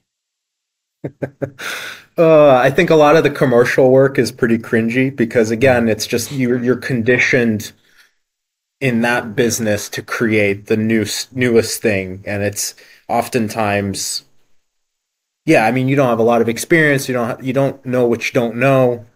Yeah, so it's like I've grown, I think, so much as a designer and so much as a like sculpture artist, everything. Um, I can't help but look back at it and just be like, especially the commercial work. I think the personal projects and some of the, the unique visions that created on the side, they're, I mm. think, still somewhat valid, somewhat interesting. But a lot of the commercial work is just like, fuck, what were we thinking? Amazing to get paid while learning too. That's what I always say. Yes. It's like it's quite a brilliant. Like I take my client work pretty serious. It's like, damn, they're taking this currency, they're turning it into my time, and I'm gonna do my best. But sometimes it's like, I don't know what I'm doing. And I'm telling you that I don't know. I'm going to try my best and let's see what happens on the other side. But Right. it's great to be able to get paid while you're exploring who you are and what you're doing. A lot of times I find that it's really confusing when the client really doesn't know what they want and it just gets convoluted and you're just like, you asked for red, but then when I gave you red, you asked for blue. And then what are we talking about here? You know? So yeah, communicating I mean, you guys have a collective couple decades, 3 decades now, maybe 4 decades, Yeah. collective Yeah. on this stuff. What advice would you give yourself looking back now at your younger self going through this stuff? You're like, okay, younger self, this is what I would suggest you do to avoid this feeling. Or would you have any suggestions for your past self? Do you think everything you've gone through now is worthy and good? Gosh. I mean, Big question. I don't think yeah, I mean, I don't think I would change my past, and I don't have that luxury. But if I were to give people um, a suggestion or even talk to my younger self, I guess, I mean, yeah, I grew up very sheltered, didn't really understand the power of like networks or communication. Yeah, I think just the general shyness of it. Now that I'm like an experienced sort of designer and doing all the freelance stuff, I think you're like a teacher or a guide for the client rather than, you kind of don't just tell them that. You sort of have to read in between the lines. Each client's kind of a little bit different. I think the thing that saves the most frustration these days for me and for clients is just, like you said, it's communication and kind of learning how to structure conversations or deals or processes so that everyone's kind of understanding where we're going, what we're doing, that we're like, maybe we're lost in the woods together, but like we're making progress. I was definitely pretty hot-headed when I was younger. Mm. That's definitely for sure. I was just like, fuck you, this is right. Like, this is the best design ever. Why don't you like this? Right. And now I've sort of definitely mellowed out and I'm just like, okay, you said red, but what you really meant was violet, but what you really meant was turquoise. All right, like it's okay. We'll figure this out. So yeah. Do you feel like do you miss that edge? Sometimes that edge of me going like the ego comes out and says, fuck you, I'm right. And you're not, you don't know what you're talking about. Sometimes part of me loves that. But then the other part of me, the older, more mature version says, you're wasting your energy here. You know? But the other part of me is like, no, you're actually being true to yourself. But are you being true to yourself? You know, it's difficult because we're attached to the ego so closely and so intimately as a designer. It becomes this kind of a conundrum. But so as you're maturing, you're letting go of that stuff. Maybe it's because you guys are doing your own personal stuff and you're building your own legacy with more control that way, perhaps. I would say this. I still get those same feelings that you're talking about, and I Mm-hmm. still get that initial anger and like, what the fuck kind of feeling. The difference is I don't basically let it out in front of either a client or whatever. I just Well, basically that's good. I basically keep it more inside. Sure.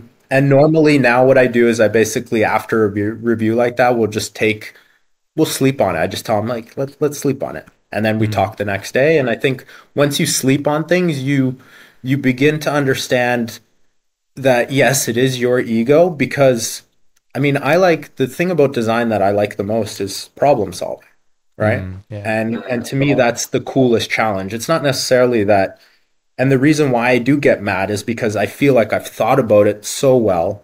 I've analyzed it. I've done a bunch of ideation sketches, and for sure, this is the best answer. And I'm Yeah. passionate about that, right?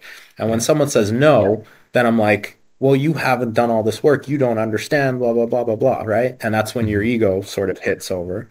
But now what I do is I sleep on it and then I'm like, okay, well, we actually have a new design problem. So like, let's solve that as opposed to dwelling on the old problem and solution, which is obviously inappropriate now because the client's moved on.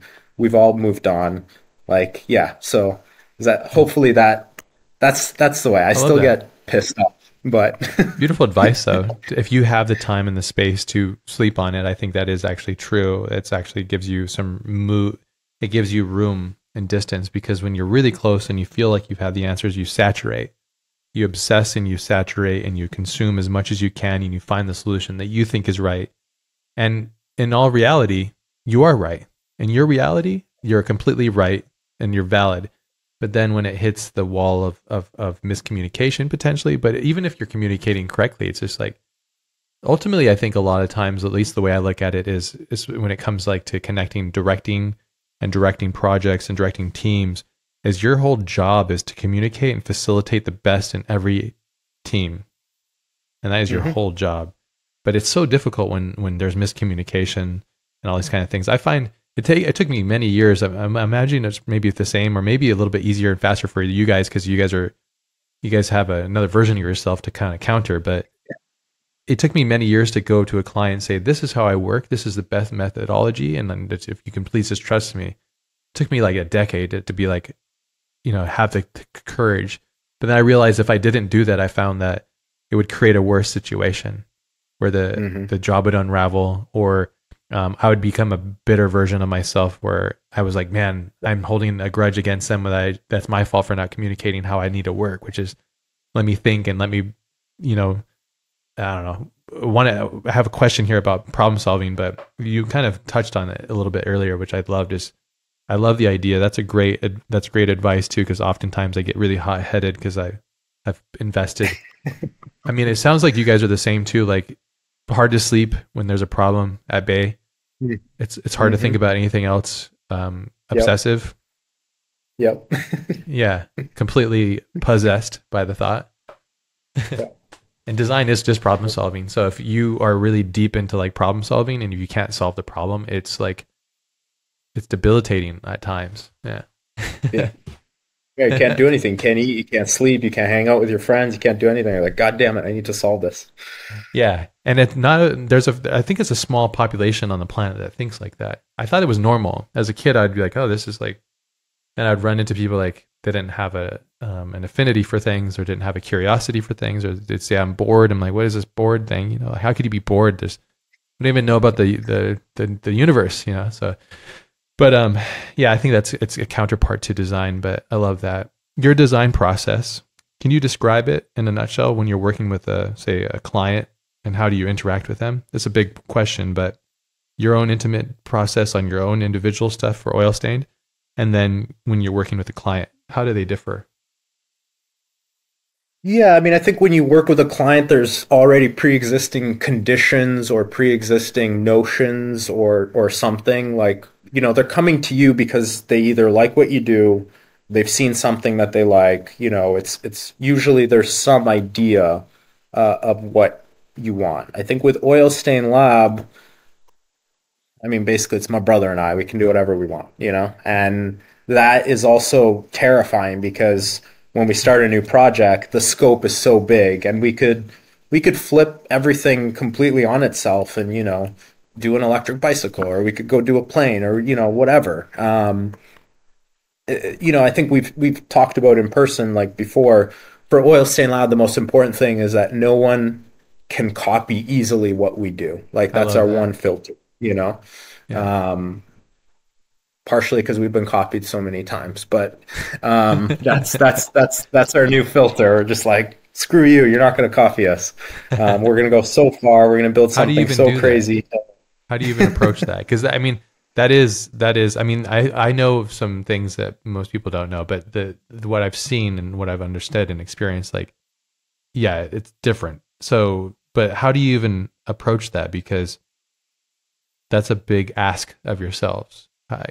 You can't be replicated, or this is only good if it cannot be replicated, or if it can't be taken from us, basically, which is a tall ask. I mean, yeah, I think for us, first it starts basically with like a really good story, right? So we build a story around all our projects, a concept, a universe, we design all the people around it. You could make a movie about it, but we don't make movies. We're not as talented as you. We just make cars. But they're both dark arts. Yeah. But so we build this universe where it exists. We start to think of like, okay, the technologies and that. And there's a few different ways to like keep people from copying you, right? One is make it so expensive that no one else can make it, right? Yeah. Or a That's very one small way to group do of it. people could. Yeah. Or full Exactly. countries like what China just did to Porsche that they can. Yeah. So you can do that. You can basically use technology that no one else has access to, or processes that are, very limited, that people know how to use or whatever. You can create shapes that maybe no one knows really how to make, or you can just go so crazy and ask a question so silly, design a problem so stupid that no one will want to answer it, and no one will want to, like, why would we do that? So in many ways, Half 11 is like kind of all of those together Mm-hmm. in a Yeah. way. Um, so yeah, but even then it I got love that. ripped off once. Wait, who ripped it off? We can't talk about it. We can't talk about Okay. it. Friggin' people, man. Yeah. The world is Yeah. filled with that. It's really interesting. I was a guest on Trick Factory Customs. They're a shop up in Canada. Really nice guys, Tim and Elvis. And they brought me on Hmm. to talk about that exact concept of online, when you release something, then people just take it and not give authorship. And they asked me like, and then like they asked me, and then I did the interview maybe like a week past that. So they asked me that question, and at first I wanted, the anger, right? And then the other part of me was like, maybe I need to come at this like very holistically and more spiritually. And I was just talking about, when you live in an ecosystem that we live in, we thrive in an ecosystem that is vibrant, it's abundant. We want Porsche to compete with Ferrari. We want Ferrari to compete with BMW. We want all this competition. We want Ford to get better. You want the best company to rise. That's why the best companies rise, and it's to be celebrated. It's great. And Hmm. when you are not contributing, if you're just taking, then holistically and idealistically, what you're doing is you're muddying the thing that you love the most, which is you're not contributing. You're just taking. And if all you're doing is taking, then you're really not a part of this ecosystem. If you're not a part of this ecosystem, well, then you're just kind of dead trash, And I see a lot of that. And I think a lot of people just don't understand that I think that maybe it's this like cognitive dissonance that happens where people just think that there's this abstraction, or Elon Musk is the thing that's the evil thing. Right? They don't understand that there's actually thousands and thousands and thousands of trillions of moving pieces, global economies, all these things are happening that make this very complicated. And Hmm. just taking from one another is not actually the solution. It's actually working with one another. And that was one thing I gleaned a lot from our last conversation that we talked. I realized like it was a big inspiration to me, because I was like, wow, like your openness and willingness to share and want to take others for the ride is fucking cool, man. Because sometimes I think I have my instincts is like, nah, it's mine, like, what is this, my precious? Then you realize like, okay, I don't want to share this with everybody, but I want to share this with the right people at the right time, and then us to thrive in that space. And that's did that come naturally to you, or is this something that you grew to understand that this is what's going to make you better to share the journey? Yeah, I mean, it comes naturally between my brother and I think Mm, that's how we're able to improve so quickly, and that's where we don't have we're fiercely competitive against each other, fiercely. But good. In a healthy way? we, yes, healthy, sometimes slightly unhealthy, but everyone has their moments. But Sure. generally speaking, It's honesty. it's pretty smooth sailing. Um, but I think, yeah. So I learned, like, in art center occasionally, way back at art center. A little anecdote, but the university, I would occasionally sandbag before a final, so no one knew how good my final would be, like in Mm. 2 weeks or whatever. What do you And mean by sandbag? You just very, hide it and then come in hard, yeah, or what? you wouldn't show your best work. You'd be like, oh yeah, I don't know, I'm so behind schedule. And sort of Mind this games? idea that, yeah, kind of. Yeah, it's evil. Because your whole point in art center, at least the way I understood it when I was going to university, and again, I'm different now, but was basically to beat everybody so I could get a job. Because I Yeah, have it's student competitive. loans, I'm Canadian. It's very hard for me to get a job in the U.S. Like, I need to basically kick everyone's ass, right? Um, So Interesting motivator. Yeah. that was the mentality, right? And it worked really, really well. Yeah. Then you Good work at a fuel car company. burns out fast. Yeah. Yeah, you work at a car company, and there you're basically competing against each other to get a promotion, to get a job, or whatever, right? So you're Mm. still competitive. Then you go to a startup and you realize, holy shit, we're not competing against each other. We're actually all trying to rise and survive, right? Ah, yeah. Yeah. And so Totally different dynamic. Yeah. that's when it clicks that like the greater good here is more important. Yeah. And so that's now our approach is basically, with Half 11, hopefully we've inspired some kids to go chase their dream to be a car designer, to build Yeah. their own car, to be an For sure. artist, to do something different, right? Yeah. And that'll make the world more interesting and make the world more beautiful. And hopefully they can then inspire us because we've certainly taken, like when you're learning, you're taking, right? That's all you're doing. You're absorbing. It's the only Yeah. way. Yeah. Hmm. Yeah. So we've taken, so it's hopefully we can give back a fraction of what we've taken, basically. Yeah. Yeah, I always say it's good to take, it's fine to take, but when you're taking for profit, that's a problem. That's the way I Yes. look at it, because you're taking out of that person's existence and you're removing them from the equation, and you're circumventing them, which is a problem.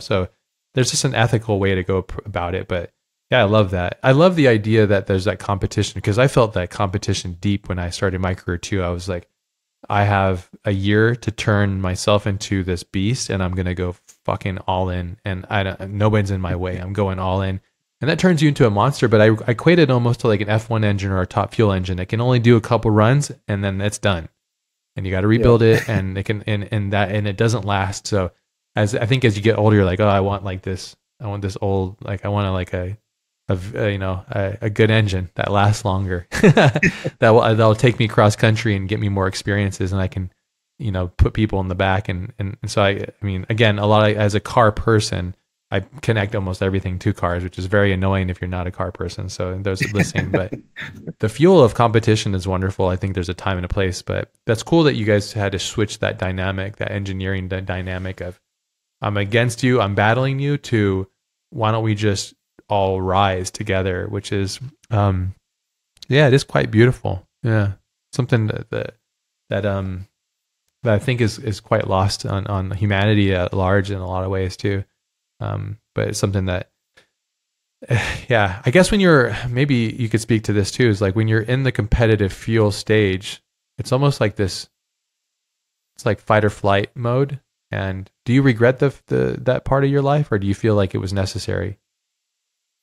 No, I don't. I mean, it taught me so many things of first of all how far you could push your body, your mind, everything. I mean, there was a Yeah. time at Art Center I think we stayed up like 3 or 4 nights in a row just working, right? Just because Yeah. the other guy's doing it. And Yeah.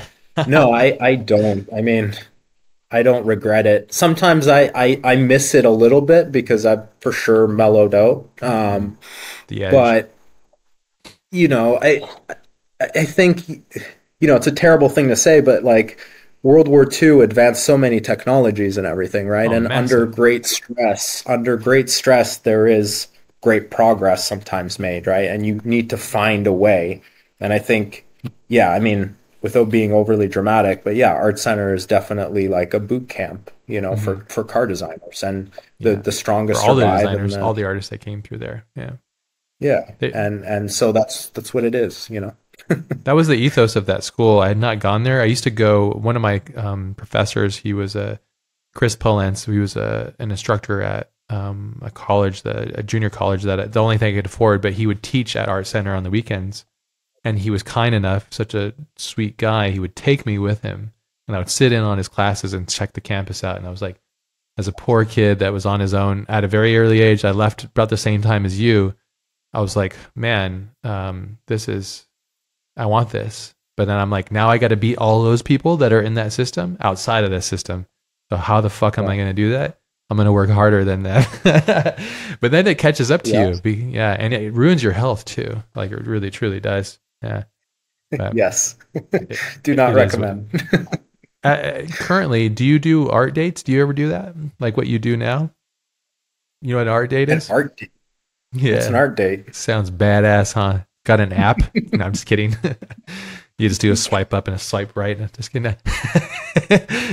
Basically, an art date. My friend Clinton introduced me to this concept. This woman that made this book, but I've been doing them recently. It's been helping me a lot keep sharp. But it's like it's a date that you set with yourself and just doing art for the sake of art. There's nothing attached to it. There's no strings. And what I've realized for myself, and probably you'll realize it as well, is like it just brings out that child again. That child that just wants to play, that's just curious, wants to have fun, because it's so easy. You get so convoluted with NDAs and taxes and client requests and blah, blah, blah. And your fucking brain is just like, dude, enough of this. Where an art date's awesome. Yeah. And you could do it with friends or solo, and it could be something as simple as I'm going to sit on that beanbag for like 3 hours and just draw and listen to tunes and be like, I can turn everything else off, you know? Yeah. It's pretty cool. It's a cool concept. That sounds great. Yeah, probably beats my mental breakdowns now, where I just go sit in a corner for 3 hours. Yeah, that could be more. How often do those happen? Cool. Those happen regularly? I get them sometimes.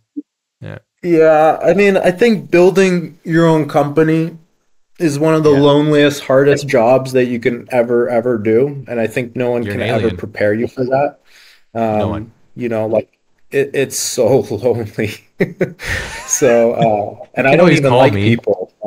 Yeah, I'm like a loner myself. So, yeah, it's don't call me. Difficult.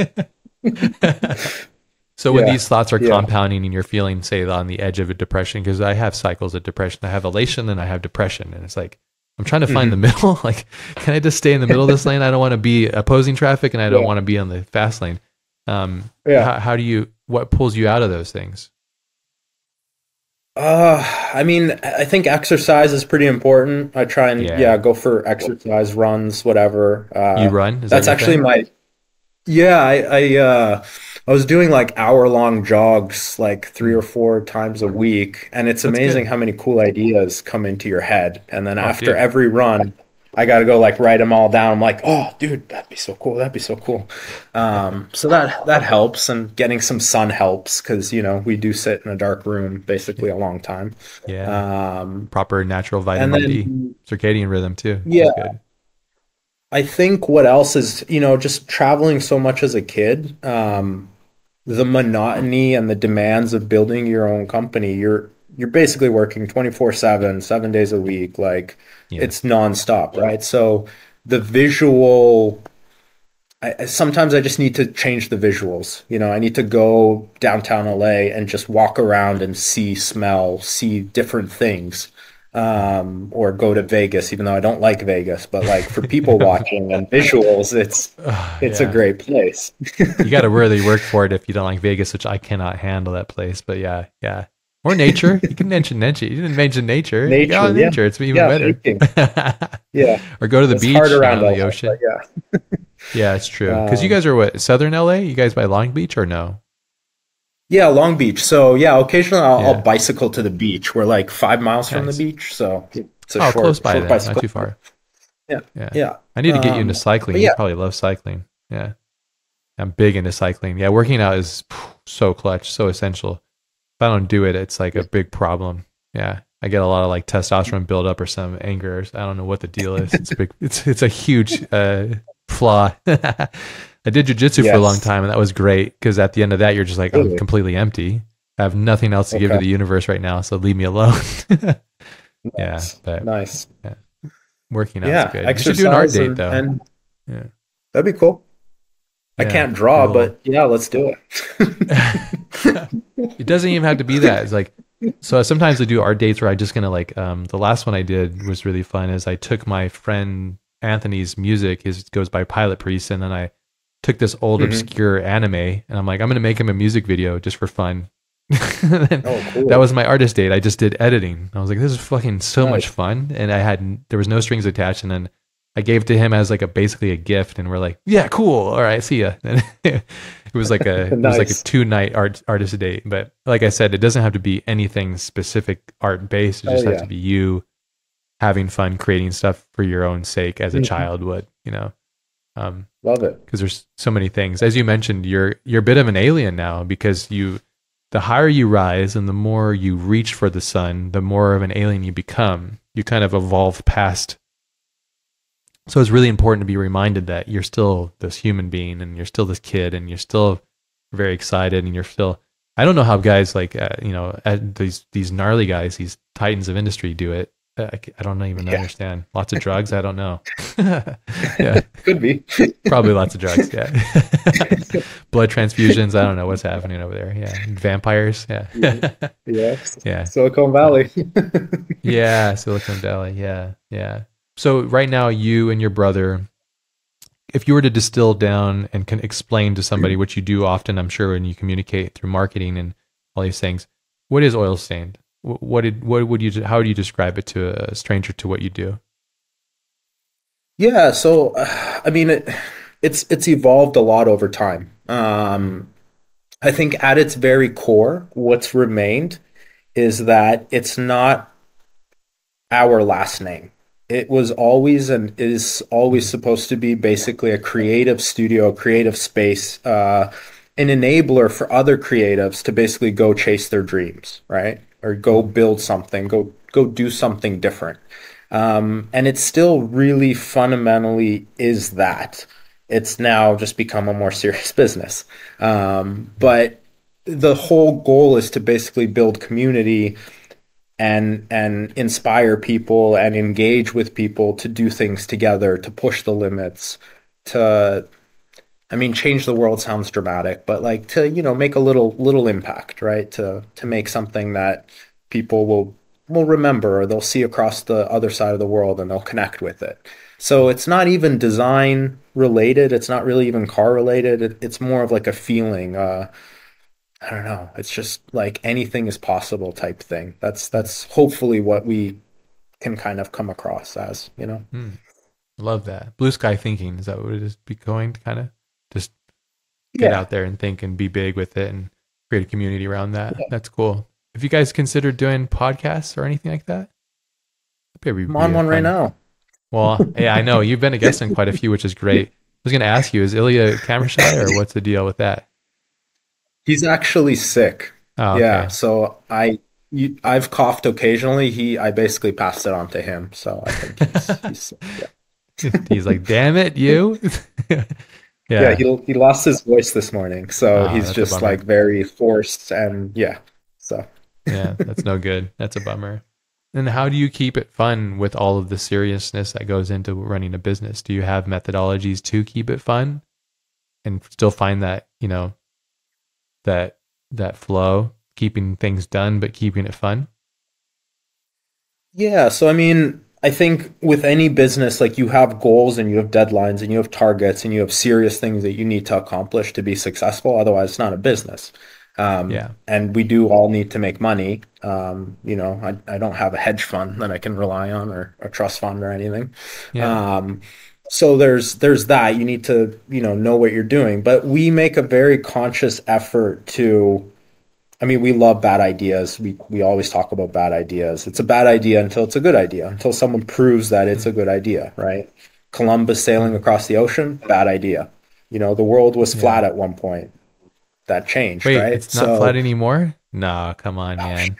That trend's back. I don't know if you realize the earth was round and it went back to flat again because I YouTubers. blame Mid Journey, and um, yeah, perplexity and all these AI tools that just confuse people. But Yeah. we we very consciously basically make days or times and we get together with a lot of our friends and we just talk about the most ridiculous things, the worst ideas, Mm, oftentimes, either making fun of society or how funny would society be if it was like this. mm. um it's like in cars, it's like the bigger your rims are, the cooler your car is. So like occasionally we'll be like, what if the smaller your rim was like the coolest? Like what if that was the trend? And then we That's in imagine Japan. that world, right? So yeah, we try and create, I guess, these sort of brainstorm or creative sessions where sometimes something really good comes out of it and we Mm. can then use that in the business or whatever. But if nothing happens, then at least we just have some fun, and lay some seeds for future bad ideas, let's say. I like that. Do you make time to read? Are you a reader or listen to books? Recently, I haven't. Yeah, since I've started building, like when I was a kid, I'd rip through like 1,000-page book in a week. Just avid, just ripping through. Voracious. Yeah, Mm, yeah. I'm a very quick reader mm, because of that. I have pretty good skill of that. So the most recent thing I read, I'm reading a lot of financial books, mm. investment books, just because that's what I need right now. The knowledge, So yeah, that's build what your I'm knowledge doing. base.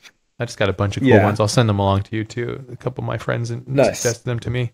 That stuff goes over my head. nice. So yeah, yeah. And I actually don't Yeah. really find them interesting unless I can be explained like in like to a toddler or something. Oh, okay, that's what that is. All right, cool. Yeah. But you have to really Yeah, grasp it and saturate. But so investment books. it's yeah, it's funny. It's like you think you know English until you read some of that, and you're just like, what? Yeah, yeah, yeah. Um, And money as a but thing, as a concept, is a fantastically interesting concept. What it is, like, oh, it's a myth that's its own basically that we 3 hours believe podcast. in. It's crazy. Yeah, yeah, Um, but what's interesting, I think, is like I don't. I mean, yeah, my dad has a PhD in business, but like it changes the way you think about design. It changes the way you talk to your clients. It mm, changes a lot of things, right? Because yeah, everything's connected, yeah, and just those new words, they change your perspective, and you start to see also like why certain technologies take off and why certain technologies don't. And you look at the names behind it, and it makes the world make a little bit more sense. And it makes no yeah, sense, but it adds a little clarity. yeah. There's this book called Chip War. Have you read that one? I started that the other day. Really interesting. No. You'll like that one. So it's connected to like Japan, chip wars, the economy, all these things. Really interesting. I'll send you some links to things you might like. These guys that Sweet. introduce me to things that are really fascinating. I love asking about books and what people are reading because oftentimes that's what they're trying to like use to satiate, basically, like fill me in, like, give me some more of this knowledge so I can answer some of these questions, and then it just opens up more. I recently got into dieting, not dieting, but like nutrition, and I'm like, wow, this thing opens to the Okay. next thing. Like now I'm in like the mitochondria. I'm like, what's happening to this? And sugar's bad. Whoa, wow, this shit, you know. Oh Sleep is man. bad. It's like getting good sleep is important. So yeah, there's a book called Why We Sleep. I'm reading that right now. I think it's really good too, which is a problem because I don't sleep enough. But your thoughts on I was AI? gonna You say, mentioned AI. I'm curious. Yeah, what are your thoughts on do you follow much of it at all? Do you use it? Do you play with it? Are you interested in it? Do you love it? Do you hate it? Where are you at with the whole AI thing currently? We're talking. This is the first yeah. month of 2024. We should date it because it changes every week. Yeah, totally. Yeah. I think it's an interesting technology. I mean, obviously it has terrible ramifications, and humans are great at creating these nightmare dystopian scenarios, right? It could Mm. also be incredibly positive in many ways. Um, I don't think right now it's really that threatening to most people. I mean, we use it to create sketches or for clients to do quick visualization, right? Whether it's Midjourney or whatever. It, I don't know. I mean, I'm just fascinated by it. I'm watching it. I do wonder how much of it is hype. I do remember that, we were supposed to have autonomous cars and cars driving around like 6 years ago, and Mm. that's never happened. So I don't think a lot of the AI right now is real AI. But obviously, that battle is probably more on a government stage between like China, Russia, USA, and Mhm. that probably has more ramifications there than it really does in daily society, I would Yeah, say. that's accurate. I think that's a yeah, because I think it is it's an arms race, and that you pair that with quantum computing, and if you follow and trace any of those things, the main powers to be China, Russia, and United States, definitely there's an arms race for whoever owns this new thing is going to be leading the world in the next century, basically. Yeah, Yeah, it's we're not we're like we're we can, we're up on the ramp. Yeah, yeah, it's not like we can stop it. Like I don't worry about things that I can't like do anything about. Y- I'm just like, yeah, it's happening. yeah. Either adapt or die. Pretty much. Yeah. I mean, I guess that's a designer's mind. Like, that's how I look at things too. It's like, I remember I had a friend, he's like, something happened politically, and he's like, you don't know about that? You don't watch that? I'm like, why? Why would I? And like, well, it's this and that. I'm like, does that make you feel good for being upset about, like, if you stand at the edge of the ocean and you watch the waves crash and you're upset about them crashing, what good does that do you? The ocean's going to do that. It's just nature. So, and I Hmm. also like, I have high hopes personally for AI, and obviously, as I agree with you, if you look at really what truly the definition of artificial intelligence, I think we're seeing little winks of it. And obviously, as an observer from the public, we're only getting a section of what's actually truly happening. So I'm Yeah. imagining behind closed doors, there's some interesting things happening. Yeah.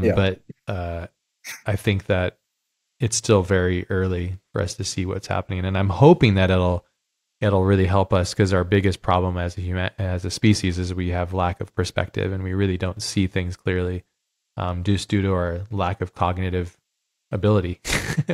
We just can't grasp the vastness of what it is that we're after, and just it's just constantly a problem because we're like, oh crap, yeah, we're here again. Yeah. um, yeah, Exactly. yeah, we put ourselves in this pod again. When you're driving the half 11, what are the thoughts that go through your head? Don't die. No thoughts. No No thoughts. thoughts. There's no thoughts. No thoughts. It's just pure, yeah, just pure bliss. It's pure escape. I mean, it's overrated. Like, it's overrated the way people describe it, but it's basically probably the only time my brain sort of just shuts off and I'm in just the moment, you know? It's similar to like, I used to be a really good skier, right? And it's like when you're in that, I guess, flow state or whatever you want to call it, you Yeah. know, when your adrenaline's going, you know that you're responsible for that moment. Like, you know, there's consequences if you screw up. You understand all that, but that's also what makes it so engaging and so cool. You know, it's not like a roller coaster. It's legit dangerous. You could die, and then I think there's an appeal to that. You know, a very primal sort of survival state, and yeah, I love it. It's definitely addicting. Every if I don't drive it too long, or there's a few days that go by when it's like you don't get that state, and you're just like, damn, I got to get close to death again. It's so good. I love the extreme nature of that, and I totally relate. That's what I loved about jujitsu. You're basically trying to kill each other, and you just go to that extreme for it, and then it creates this really interesting flow state that occurs as a byproduct of going to that place and being Hmm. aware. And sometimes it's interesting that you use that as a vessel to get clear mind. Some people can just sit there and breathe and do it. I'm so envious of those people. Yeah. Are you familiar with the author and historian Yuval Harari? You know, he wrote No. Homo Deus, and they're fascinating books. They're really wonderful. His books are, I love them. They're fascinating. But yeah, he was saying that he takes like a month out of the year and does a silent retreat and then just goes and meditates and breathes. I was like, fuck, man, that's so intense. But he says he's better for that. Yeah. But he said the hardest thing, I think this is on Lex Friedman's podcast, but he said the hardest thing is the monotony of the just the blankness of things and getting past that, and the lack of Right. the stimulus, basically, and breaking your brain open and saying, no more stimulus. I'm going to clean it out, and then we're going to come back to a blank slate, and we're going to start to let it. It's almost like a mental fasting, which is really interesting. Yeah, yeah. Hmm. Are you Very cool. a New Year's resolution kind of person? Do you do this kind of thing? Do you focus on the years, or do you just roll everything into the next thing? No, yeah, I don't really do resolutions. I mean, I try and do that like every month or every week or whatever. You know, I'm Mm. constantly trying to fix things, make things better or whatever. So, yeah, New Year's is just a day for me to look back on the year, see what we accomplished and get excited for, drink some cheap champagne and get excited for the next year. Do you check in with yourself then? Was 2023 a good year for you? Um, I would say it was a good year. Yeah, I think looking back at just like the growth, the knowledge, in many ways the risk taking or whatever, I Mm. think it all generally paid off. And just the connections that we made with people. I think 2023 was a good year for communication and like just no matter what, remembering like that, yeah, we live on a planet with people as much as I I'm not a fan of people. It's I always love nice it. to, yeah, make connections, you know. You find that you do Um, love certain people, right? You're like, because if you're not a fan of people, I get it. But then you're like, well, I like you. You're not a normal person. You're pretty cool. And you're pretty cool too. Like, I guess I do like people. hey, we're I always say we're the normal ones, Ash. We're the normal ones. I'm afraid of But who isn't normal then. Yeah. but no, it's so life reaffirming to like travel across the world Hmm, and to just be able to talk to someone who comes from a totally different life, hmm. totally different lifestyle. And you just talk about the same things and it's like universal, right? And it's cool to be able to make those connections. And I think that's what I see. Yeah, Oil Stain Lab sort of enabling more and more is just building those connections with genuinely the people we want to, you know, it's a bit of your own echo chamber, right? But not that I'm against different opinions, but yeah, it's just cool to connect with people. So that's yeah, 23 was good. It was good. Good. I'm glad to hear that. Sounds like I mean, from an outside observer, I feel like you guys got put on the map. You put yourself on the map this past year. It felt like with all of the exposure that I think that naturally just kind of occurred in this organic abundance. Things that I imagine that you're probably like, oh shit, I didn't think that this would happen, but that happened, and all these doors opened that we had no concept that they would open, but they did anyways. So to keep going, so that's what it felt Yeah. like from afar, which is really cool. Yeah. Yeah. I mean, I put a calendar together earlier this morning actually for one of our sponsors, and it's just like listing all the events and where we were, and I was like, holy shit, that car did a lot actually last year. Which So is yeah, awesome. it was definitely, yeah, I mean, I guess when the car's finished and the roof is on it, like that was always the vision for that car. So it was cool to also, yeah, complete that. That's, it's been 5 years in the making. So anyone who's worked on something for 5 years to finally see it done, it's like it's a monkey off your back. It's like, okay, we did it. Okay. But also it's like, what's next, right? Yeah. Like you're a masochist. It's like, what's next? I need that death feeling. Yeah, Yeah, exactly. masochist is a perfect term and the word for that actually too, which is truly what it is. Yeah, it's a problem. Yeah, I love that though, and that's cool. I definitely feel that. And so for 2024, it's going to be really fun for you guys. I'm really excited to see what comes of that, and just as a fan of what you guys do, which is really cool. Last couple of questions. You mentioned you have a lot going on. You have so many things that are on the move and so many things that are happening. Do you have a Yep. system? I found Notion. This is my system I use, but do you have a system that has checks and balances, helps you from not missing appointments or trying to like basically funnel efforts into bigger goals? Do you have a system that you use? Yeah, I mean, mostly it's lists, and then Do you use apps for this, or is yeah, it paper or I like any list? post-it notes. I like post-it notes. You're a post-it They're note everywhere guy? here. Oh, scary. That's Yeah. scary. Have you played with Notion yet? I haven't played with Notion, no. Man, No. I See, gotta show you. they're right Yeah. here. They're all right here. Oh my god, get out of here with that. It's so scary.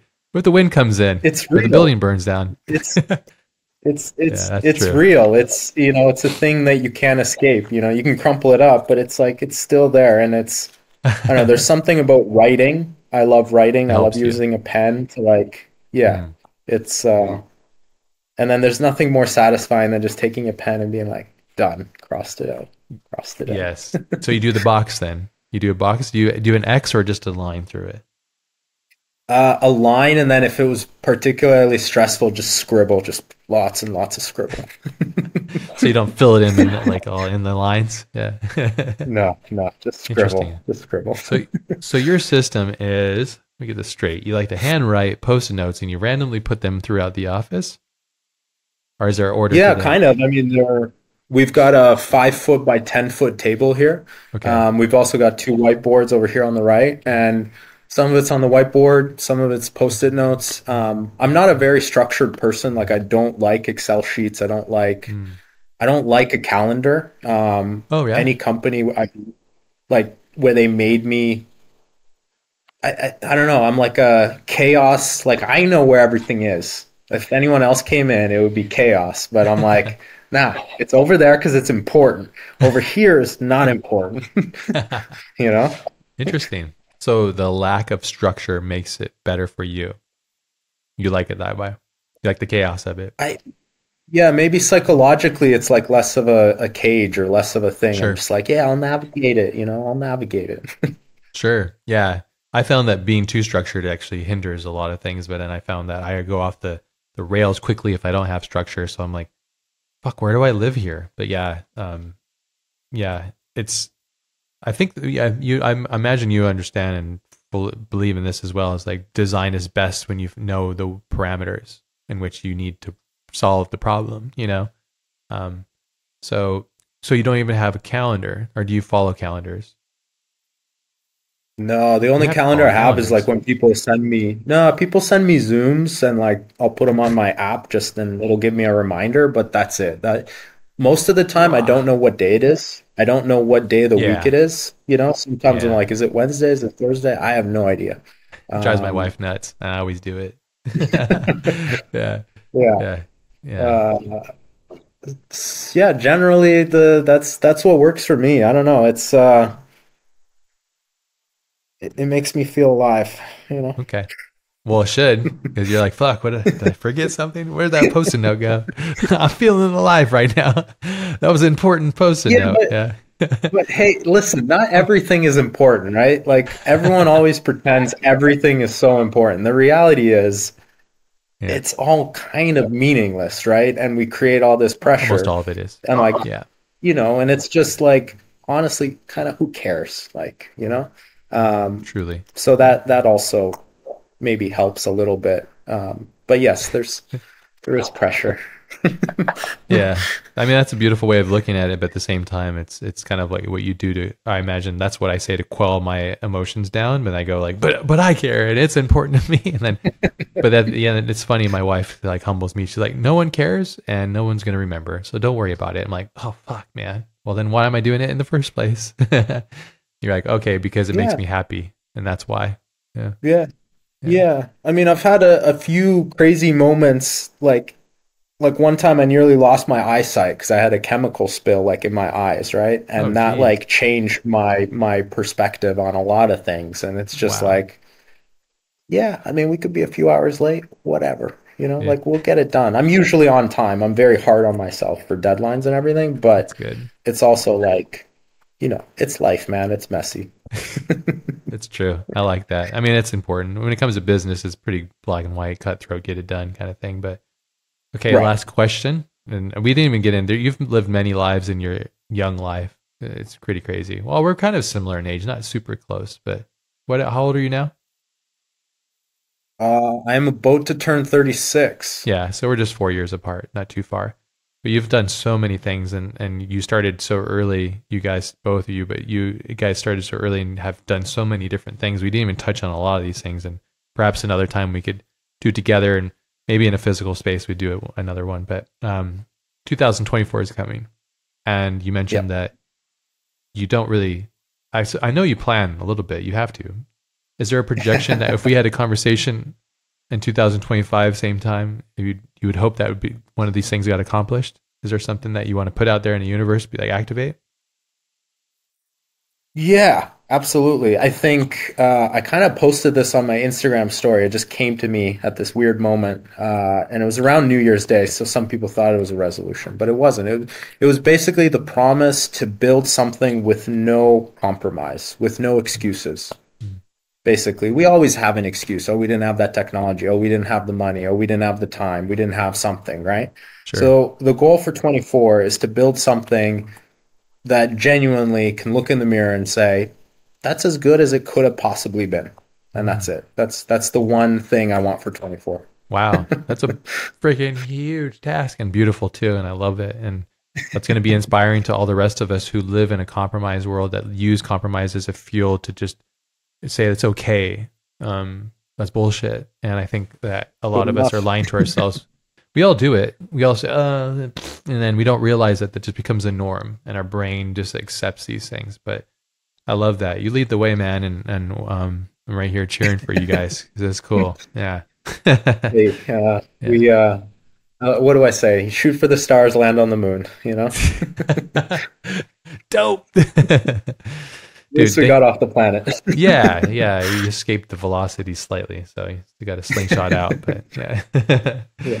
Dude, I love it. Thank you so much for taking the time and sharing yourself and your story and your awesome energy and what you do with everybody. And it's really cool. And I'm obviously a big fan. Super excited to see what you guys make next in this next 2024. As you told me, and I'm aware of your ability, it's going to be something spectacular. So I'm very excited about that. And I'm so stoked that we did this time capsule now that we can look back on this conversation years from now and, oh, remember that? That was interesting. Like, what happened? Oh shit, that's crazy. That's the hope, at least. Yeah.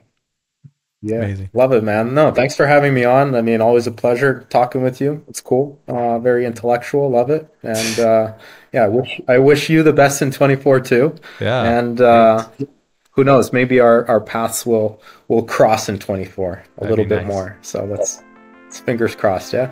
Yeah. Absolutely. Thanks, man. Awesome.